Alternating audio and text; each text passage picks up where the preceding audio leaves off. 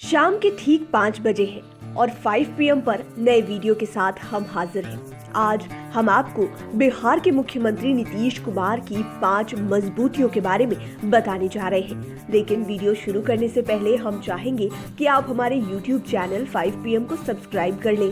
साथ ही Facebook page को भी लाइक करें ताकि इसी तरह के वीडियोस हम आप तक आसानी से पहुंचा सकें।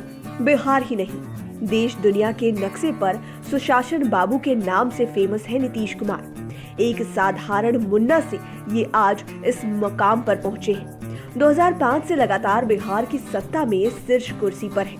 तत्कालीन प्रधानमंत्री अटल बिहारी वाजपेयी की कैबिनेट में भी नीतीश कुमार को कई मंत्रालयों की बड़ी जिम्मेवारी मिली थी। ऐसे में 5 PM के 5 का तड़का में हम आज मुख्यमंत्री नीतीश कुमार की उन 5 मजबूतियों के बारे में बात करेंगे जिनकी वजह से आज ये देश में विकास पुरुष के भी नाम से जाने जाते हैं। नंबर 5, पॉलिटिक्स के हैं जबरदस्त योद्धा। सुशासन बाबू और विकास पुरुष के नाम से मशहूर नीतीश कुमार राजनीति के चाणक्य भी कहे जाते हैं। लक्ष्य हासिल करने की जिद नीतीश कुमार की खास पहचान है। ये राजनीति के जबरदस्त योद्धा है। इनकी सफलता के पीछे इनका जुझारू होना भी है। ये जो ठान लेते हैं उसे पूरा करके ही छोड़ते हैं। बिहार के नामी स्वतंत्रता सेनानी राम लखन बाबू के घर 1 मार्च 1951 को जन्म लेने वाले नीतीश कुमार राजनीति के लिए ही बने थे। तब ये नालंदा स्थित अपने पैतृक गांव में घर परिवार के लोगों के लिए मुन्ना के नाम से जाने जाते थे। पड़ोसी भी इन्हें मुन्ना ही कहते थे। आज भी इनके बड़े भाई इन्हें बचपन के नाम से ही पुकारते हैं। तब इनके परिवार का राजनीति से दूर दूर तक कोई नाता नहीं था। इसकी किसी ने कल्पना भी नहीं की थी कि यही मुन्ना एक दिन नीतीश कुमार बनकर राजनीति में सुशासन बाबू के नाम से ख्यातिबद्ध होगा। दरअसल मेधावी छात्र रहे नीतीश कुमार प्राइमरी और हायर एजुकेशन की डिग्री लेने के बाद बिहार कॉलेज ऑफ इंजीनियरिंग से इलेक्ट्रिकल इंजीनियरिंग कर रहे थे। इसी बीच देश में आपातकाल लागू हो गया। आपातकाल का देश के स्तर पर पुरजोर विरोध होने लगा। लोकनायक जयप्रकाश नारायण की अगुवाई में यह आंदोलन व्यापक रूप लेने लगा। जेपी आंदोलन के नाम से यह फेमस हो गया। जेपी की अगुवाई में चल रहे आंदोलन में नीतीश कुमार भी कूद गए। इन्होंने सरकारी सेवा से अपना मोह भंग कर लिया। ये सीधा राजनीति में आ गए। लोकनायक जयप्रकाश नारायण के अलावे राम मनोहर लोहिया, कर्पूरी ठाकुर, जॉर्ज फर्नांडिस का सानिध्य पाकर ये राजनीति में पूरी तरह से परिपक्व हो गए। 1977 में ये जनता पार्टी में शामिल हुए और विधानसभा का चुनाव लड़ा, लेकिन हार गए। फिर लड़े और फिर हारे, लेकिन इन्होंने हिम्मत नहीं हारी। इनके सियासी करियर ने 1985 में बड़ी करवट ली। इसके बाद तो ये फिर पीछे मुड़कर कभी नहीं देखे। लोकसभा चुनाव भी कई बार जीते, बख्तियारपुर से जीते और फिर नालंदा से भी जीत हासिल की। 15 साल की लालू की सत्ता को उखाड़ फेंका। सन 2000 में 7 दिनों के लिए पहली बार सीएम बने, लेकिन बहुमत ना होने से गद्दी छोड़नी पड़ी। लेकिन जिद के आगे जीत होती ही है। तैयारी जारी रखी। 2005 में फिर से ये सीएम की कुर्सी पर काबिज हुए और सन 2020 में रिकॉर्ड 7वीं बार मुख्यमंत्री बने। 2015 में ये महागठबंधन के साथ थे तो प्रधानमंत्री नरेंद्र मोदी से भी उसी अंदाज में टकराए, पीछे नहीं हटे। डीएनए के मुद्दे पर जोरदार तेवर अपनाए और बाजी भी मारी। मौका मिला तो पॉलिटिक्स के पीके कहे जाने वाले प्रशांत किशोर को भी अपने साथ रखा। पटरी नहीं जमी तो उन्हें भी दरकिनार कर आगे बढ़ते गए। अब तो राज्य के सबसे लंबे कार्यकाल तक सीएम बनने का रिकॉर्ड भी नीतीश कुमार ने बना लिया है और यह कीर्तिमान लगातार जारी है क्योंकि ये अभी भी सीएम की कुर्सी पर आसीन है। नंबर 4, सोशल इंजीनियरिंग के जादूगर। इंजीनियर से दिग्गज राजनेता तक का सफर तय करने वाले मुख्यमंत्री नीतीश कुमार बिहार की राजनीति में एक मंझे हुए राजनेता है। साथ ही सोशल इंजीनियरिंग के जादूगर भी हैं। कुर्मी समाज से आने वाले नीतीश कुमार की यह मजबूती इस लिस्ट में 4थे नंबर पर है। दरअसल नीतीश कुमार बनना चाहते थे इलेक्ट्रिकल इंजीनियर, मगर आपातकाल और लोकनायक जेपी ने इन्हें सियासत का सोशल इंजीनियर बना दिया। सोशल इंजीनियर भी ऐसा जिन्होंने बिहार की सियासत को बदल कर रख दिया। अपनी सोशल इंजीनियरिंग की बदौलत ही बिहार की राजनीति में अजय माने जाने वाले लालू यादव को पटखनी देकर खुद अजय बन गए।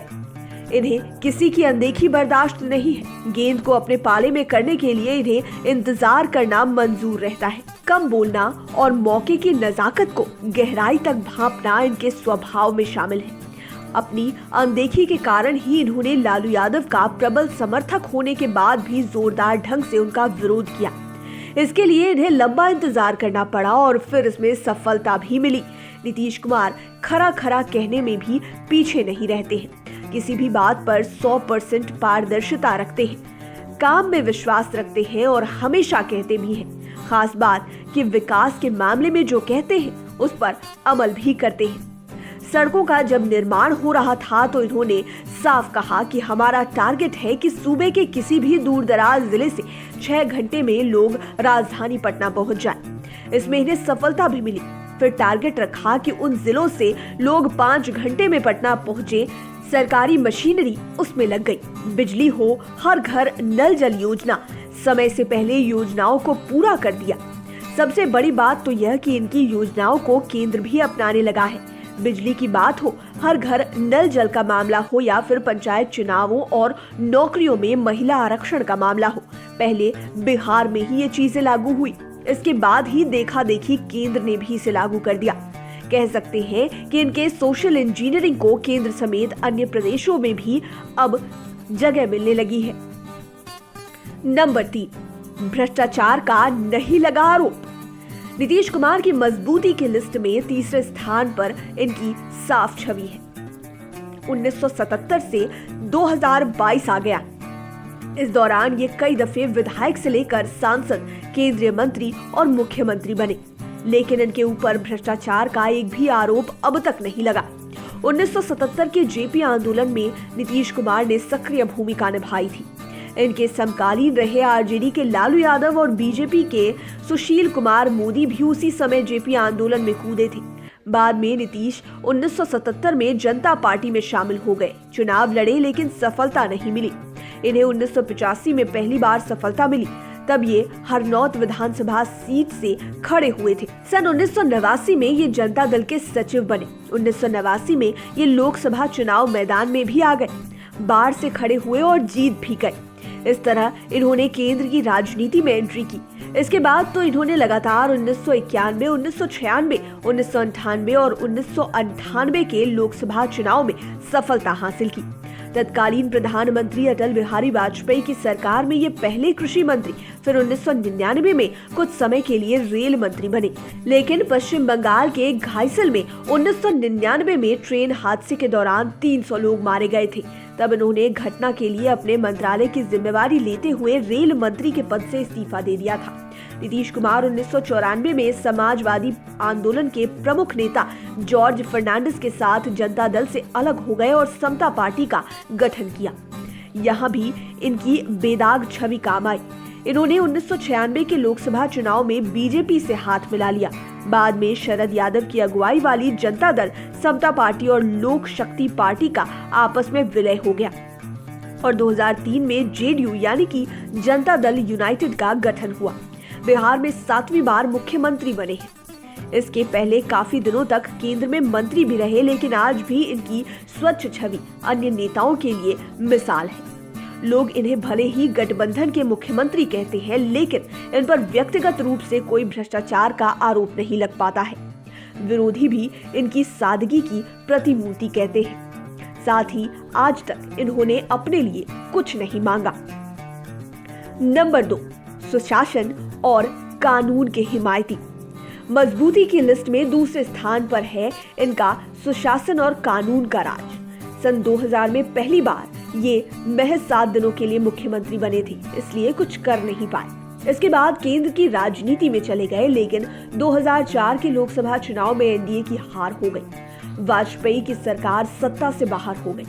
तब नीतीश कुमार ने अपना ध्यान फिर से बिहार की राजनीति में लगा दिया। उस समय राज्य में राबड़ी देवी का शासन था। उनकी लोकप्रियता लगातार घटती जा रही थी। राज्य में क्राइम, भ्रष्टाचार और गुंडागिर्दी का बोलबाला था। पूरे बिहार में जंगल राज की स्थिति हो गई थी। पटना हाई कोर्ट ने भी बिहार में बढ़ते क्राइम को जंगल राज कह दिया था। विरोधियों के लिए यह बड़ा हथियार बन गया।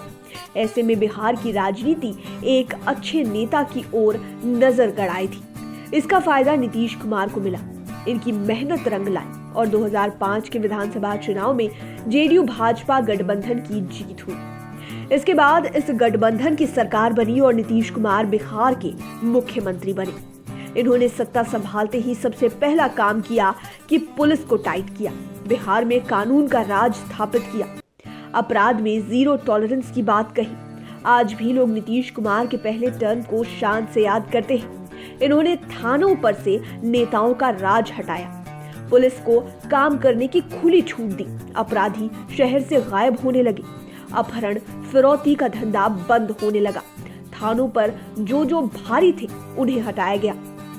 इन्होंने पुलिस के वरीय अधिकारियों को साफ कह दिया कि कानून अपना काम करेगा। आज भी ये कहते हैं कि ना हम किसी को फंसाते हैं और ना किसी को बचाते हैं। सुशासन का राज स्थापित करने के लिए भी इन्होंने कई काम किए। लड़कियां भी सड़क पर बेखौफ होकर निकलने लगी। शाम में बंद होने वाली दुकानें भी देर रात तक खुलने लगी। लड़कियों की पढ़ाई को साइकिल योजना से जोड़ा गया, इसका लाभ भी मिला। महिला सशक्तिकरण को मजबूत किया गया।